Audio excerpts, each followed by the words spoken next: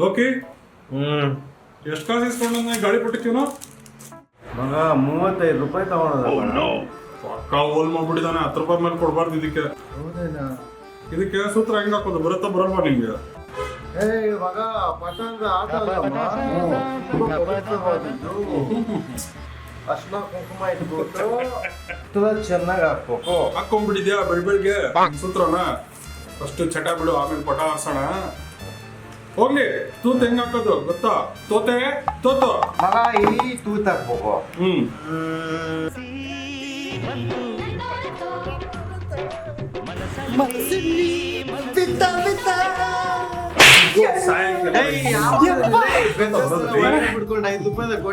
ಸಂಕ್ರಾಂತಿ ಹಬ್ಬದ ಶುಭಾಶಯಗಳು. ಮನೆಯಿಂದ ಬೇವು ಬೆಲ್ಲ ತಂದಿದ್ದೀನಿ. ಮಗ ಸೈಡ್ ಶೋ.